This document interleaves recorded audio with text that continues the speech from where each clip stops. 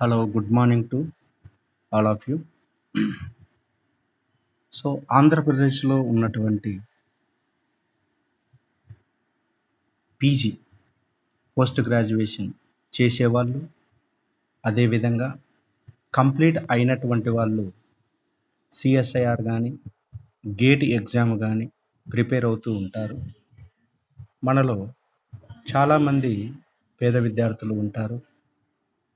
వాళ్ళకి కోచింగ్‌కు వెచ్చించడానికి స్తోమత ఉండదు. అటువంటి పేద విద్యార్థుల కోసం నేను సిఎస్ఐఆర్‌కి, గేట్‌కి ఉపయోగపడేటువంటి కొన్ని బిట్స్, కెమిస్ట్రీకి సంబంధించినటువంటి కొన్ని బిట్స్ నేను కాన్సెప్ట్ రూపంలో చెప్పాలనుకున్నాను కాబట్టి చెప్తున్నాను. సో, ఇది అందరూ కూడా ఉపయోగించుకుంటారు అని నేను భావిస్తున్నాను. ఎందుకంటే చాలామంది మధ్యతరగతికి చెందినటువంటి విద్యార్థులుగా ఉంటారు. నేను పీజీ 1997లో కంప్లీట్ చేసుకున్నాను.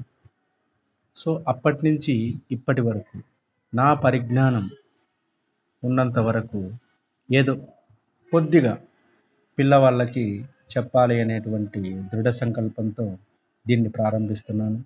సో, మీరందరూ కూడా బాగా కాన్సెప్ట్‌ను మంచిగా తెలుసుకున్నట్లయితే మనం ఏ విధంగానైనా బిట్లను సాధించవచ్చు, చేయవచ్చు. కాంపిటీషన్‌లో మనం మంచిగా సక్సెస్ కావచ్చు. కాబట్టి డిగ్రీ వాళ్ళు కానీ, పీజీ, ఎంఎస్సి ఫస్ట్ ఇయర్ కానీ, సెకండ్ ఇయర్ కానీ, ఈ మధ్యనే అయిపోయినటువంటి వాళ్ళు చాలా వరకు ఉంటారు. కాబట్టి వాళ్ళు నేను చెప్పేటువంటి నాకు తోచినటువంటి కొన్ని బిట్స్‌ని మీరు తెలుసుకుంటారు అనేటువంటి భావనతో నేను చేస్తున్నాను. నాకు ఉన్న పరిజ్ఞానం కొద్దీ నేను చేస్తున్నాను.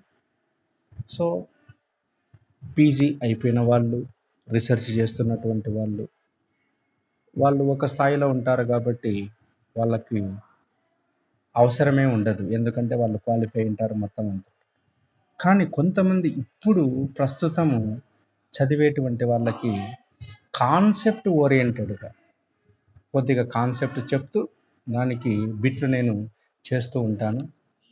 ఇలా రోజుకు ఒక 3 బిట్లో, 4 బిట్లో తెలిసిన కాడికి నాకు తోచినటువంటి బిట్స్ చేసుకుంటూ ఉంటే అలా రోజు కొన్ని అయినప్పటికీ మనకు ఎక్కువ కాన్సెప్ట్ అనేది వస్తుంది.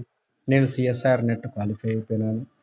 నేనిప్పుడు 51, 52 ఇయర్స్‌లో ఉన్నాను కాబట్టి నేను అనుకునేది ఏంటంటే ఈ విధంగానైనా పిల్లలకి సహాయపడిన వాళ్ళం అవుతాము కదా అనేటువంటి భావనతో నేను ఇది రూపకల్పన చేస్తున్నాను. సో, ఇందులో ఉన్నటువంటి క్వెషన్స్ మీరందరూ కూడా ఆకలింపు చేసుకొని, ముఖ్యంగా ఏంటంటే మనము మాతృభాషలో చెప్తే ఆ కాన్సెప్ట్ అనేది బాగా అర్థమవుతుంది. జపాన్ దేశంలో వాళ్ళ మాతృభాషలనే బోధన చేస్తారు. అందుకే వాళ్ళు number 1 in the world. So, అదే స్ఫూర్తిని నేను కూడా తీసుకొని మాతృభాషలో మనం చెప్పినట్లయితే సబ్జెక్టు ఇంకా ఫాస్ట్‌గా పిల్లలకు అర్థమవుతుంది అనేటువంటి భావనతో నేను దీన్ని చేయదలుచుకున్నాను. కాబట్టి మీరందరూ కూడా నేను చెప్పేటువంటి దీన్ని రోజు వీడియోల రూపంలో నేను పంపిస్తాను కాబట్టి మీకు అందరికీ చేరవేయడం కోసం నేను చేసేటువంటి ప్రోగ్రాం మీరందరూ కూడా యాక్సెప్ట్ చేయవలసిందిగా నేను కోరుతున్నాను. అందుకోసం మీరు సింపుల్ ఒక్క పైసా ఖర్చు లేకుండా మీరు ఏంటంటే సబ్స్క్రైబ్ చేసుకోండి చాలు. సబ్స్క్రైబ్ చేసుకొని గంట సింబల్ నొక్కండి. నేను పెట్టేటువంటి వీడియోస్ అన్నీ కూడా ఏంటంటే మీకు వస్తాయి అని నేను భావిస్తున్నాను. ఓకే, ఇక నేను ఎక్కువ చెప్పకుండా సబ్జెక్ట్లోకి వస్తాను. చూడండి, ఒక question. CFSE crystal field stabilization energy delta is 13,200 centimeters inverse. for a complex of cobalt 2 and the spin pairing energy P is 11,700 centimeters inverse. What are the correct statements? ఇందులో ఉన్నటువంటి కరెక్ట్ స్టేట్మెంట్స్ ఏవి అంటున్నాడు. Statement 1, the complex is low spin. Statement 2, the complex is high spin. Statement 3, the complex is Jahn Teller distorted. Statement 4, the complex has regular octahedral coordination geometry. Options ఇచ్చాడు. A 1 and 3, B 1 and 4, C 2 and 3, D 2 and 4. ఇది చేయాలి. ఇక్కడ మనకి ఏంటంటే crystal field stabilization energy 13,200 ఇచ్చాడు. Pairing energy 11,700 అన్నాడు. అనగానే first మనకు రావాల్సింది ఏంటంటే చూడండి, ఇందులో delta is greater than P, అంతే కదా. పేరింగ్ ఎనర్జీ తక్కువ, క్రిస్టల్ ఫీల్డ్ స్టెబిలైజేషన్ ఎనర్జీ ఎక్కువ అన్నాడు. ఇలా రాసుకున్న తర్వాత delta is greater than pairing energy అంటేనే వెంటనే నువ్వు ఏమనుకోవాలంటే yes it has low spin. It has low spin. Low spin అనగానే మనకేమనిపిస్తుంది, ఎస్ ఇది లో స్పిన్ కాబట్టి కోబాల్ట్లో ఉన్నటువంటి అంటే కోబాల్ట్ 2 మనకు తప్పనిసరిగా అందులో లిగాండ్స్ అనేటివి స్ట్రాంగ్ ఫీల్డ్ లిగాండ్గా అయి ఉంటాయి. స్ట్రాంగ్ ఫీల్డ్ లిగాండ్గా అయి ఉంటాయి అని మనం తెలుసుకోవాలి. సో లో స్పిన్ ఒకటి తెలిసింది. మరి లిగాండ్ స్ట్రాంగ్ ఫీల్డ్ కాబట్టి కోబాల్ట్ అనగానే మనకు +2 అన్నప్పుడు ఏమవుతుంది, కోబాల్ట్ +2 3d7. ఓకే, 3d7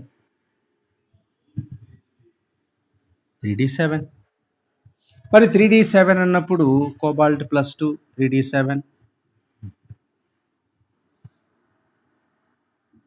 రాస్తాం. మరి స్ట్రాంగ్ లిగాండ్ అన్నప్పుడు ఏమవుతాయి, పేర్ అవుతాయి, అవునా. 7 ఎలక్ట్రాన్స్ కాబట్టి D7లో 7 ఎలక్ట్రాన్స్ కాబట్టి 1 2 3 4 5 6 పైన ఇది ఈసీ, ఇది T2C, అంతే కదండి. ఇది ఈజీ, పైది ఈజీ, కిందిది T2C. ఇప్పుడు చెప్పండి, మరి ఇక్కడ EZ1 కాన్ఫిగరేషన్ వచ్చింది, T2C 6, EZ1. మరి ఇప్పుడు ఆప్షన్ చూద్దాం. The complex is low spin, yes low spin. అదే delta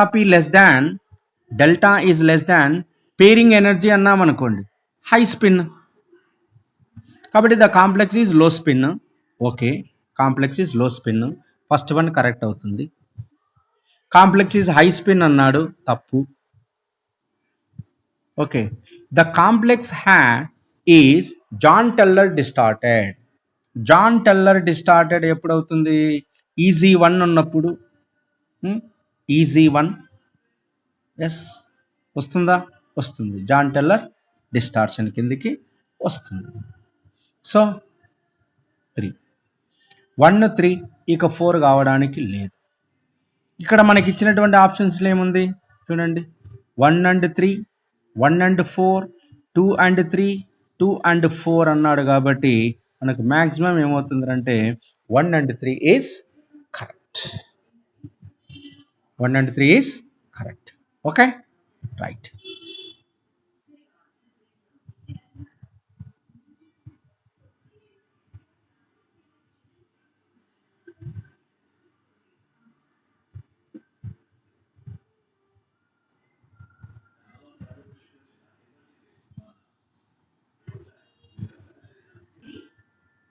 Next question. Which of the following complexes has the least molar absorptivity value? So least molar absorptivity దేనికి తక్కువ absorptivity ఉంటుంది అన్నాడు. A hexa aqua cobalt 2, tetrachloro manganate 2. Next hexaquo manganese 2. D A and C. దీన్ని ఎట్లా మనం answer చేయాలి? So first complex చూడండి. First complex 1 cobalt plus 2. Cobalt plus 2 అన్నప్పుడు 3D7. ఓకే, మరి ఆక్వా వాటర్ వీక్ లైగాండ్ అన్నప్పుడు ఏంటి? High spin. Okay, octahedral high spin. ఎందుకంటే 6 అన్నాడు కాబట్టి coordination number 6 nothing but octahedral. అప్పుడు ఏమవుతుంది చూడండి, ఎలక్ట్రాన్స్ 5 6 7 ఇలా వచ్చినప్పుడు మనకేంటంటే spin is allowed. Yes, this is the most important. Spin is allowed, Laporte forbidden. Spin is allowed, Laporte forbidden. దేనికి? ఏ కాంప్లెక్స్కి వస్తుంది. ఓకేనా? రైట్. నెక్స్ట్ బి కాంప్లెక్స్ చూడండి. బి కాంప్లెక్స్లో MnCl4 అంటే ఇది టెట్రాహైడ్రల్. Yes, Mn+2. Mn+2 అన్నప్పుడు ఏమవుతుంది? 3D5. Okay, 3D5.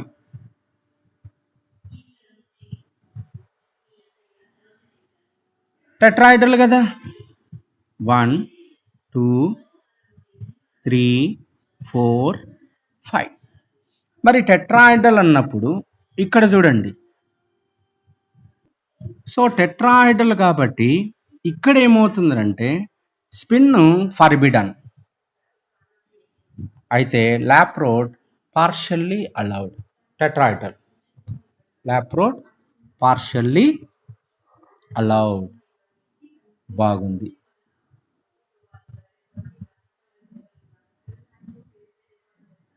ఇక సి కాంప్లెక్స్కి వద్దాం. Mn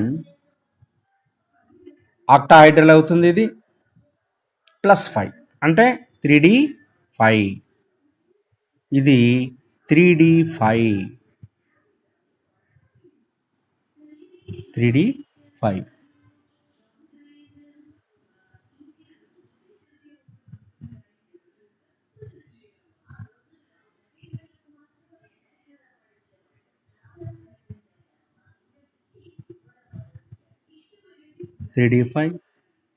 ఇది ఆక్టాహైడ్రల్ కిందికి వస్తుంది.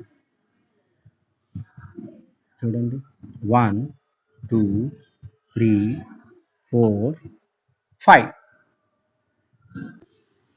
చూడండి, D5 కాబట్టి కింద T2Gలో 3 ఎలక్ట్రాన్స్ ఉన్నాయి, ఈజీలో 2 ఎలక్ట్రాన్స్ ఉన్నాయి. పేరు కాలేదు, కంప్లీట్గా అన్పేడ్ ఎలక్ట్రాన్స్ కాబట్టి ఇది స్పిన్ లాప్రోట్ రెండు కూడా ఫర్బిడనే. సో ఇక్కడ క్వశ్చన్ ఏంటంటే which of the following complex has the least molar absorptivity value?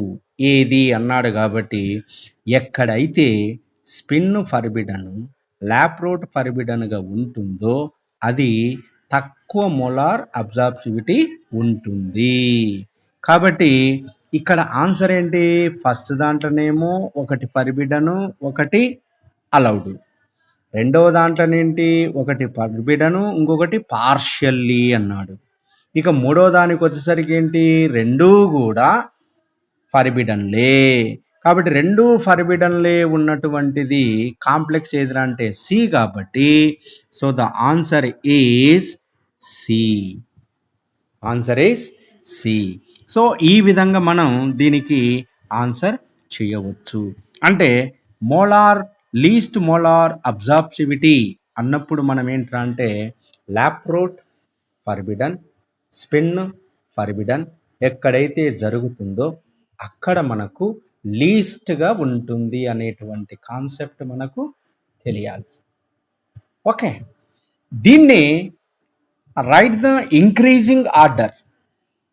Least అంటే లీస్ట్ అనకుండా ఇక్కడ మోలార్ అబ్జార్ప్టివిటీ ఇంక్రీజింగ్ ఆర్డర్ అన్నాడు అనుకోండి, ఇంక్రీజింగ్ ఆర్డర్ అప్పుడు ఏమవుతుంది, ఏకి ఎక్కువ, బికి కొంచెం తక్కువ, సికి కొంచెం తక్కువ. అంటే లీస్ట్ ఏంటంటే ఇది, హైయెస్ట్ ఏంటంటే ఏ. ఆ విధంగా మనం చెప్పడానికి ఆస్కారం ఉంది. అంటే క్వశ్చన్ అనేది, వే ఆఫ్ క్వశ్చనింగ్ అనేది ఏ విధంగానైనా ఇవ్వచ్చండి, ఆ విధంగా మనం ఆన్సర్ చేయవచ్చు. Okay, right. సో ఇందులో 2 క్వశ్చన్స్ మీకు చెప్పాను కాబట్టి ఇక నెక్స్ట్ 2 క్వశ్చన్స్ కూడా ఏంటంటే, అంటే ఒక 2 కానీ 3 కానీ క్వశ్చన్స్ ఏంటంటే నెక్స్ట్ వీడియోలో నేను పెడతాను. సో ఎవరికైతే బాగా ఇంట్రెస్ట్గా సబ్జెక్ట్ నేర్చుకోవాలి అనేటువంటి కుతూహలం ఉంటుందో అటువంటి స్టూడెంట్స్ ప్లీజ్ ఈ క్వశ్చన్స్ను ఫాలో కండి. కొంతలో కొంతనన్నా మీకు ఉపయోగపడుతుంది అనేటువంటి చిరు ఉద్దేశంతో నేను ఈ ప్రాసెస్ను నేను ఎంచుకున్నాను. సో ఒక తెలుగువానిగా, ఒక తెలుగు బిడ్డలు అందరూ కూడా మంచి ఉన్నత స్థాయికి వెళ్ళాలి.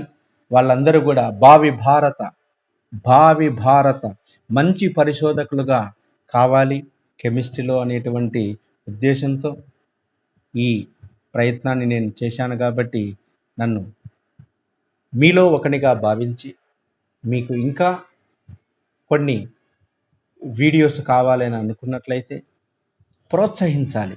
ఎవరికైనా సరే ప్రోత్సాహం అనేది ఇచ్చినట్లయితే వాళ్ళు ఇంకా ఉత్సాహంతో, రెట్టింపు ఉత్సాహంతో చేయడానికి ప్రయత్నిస్తాను.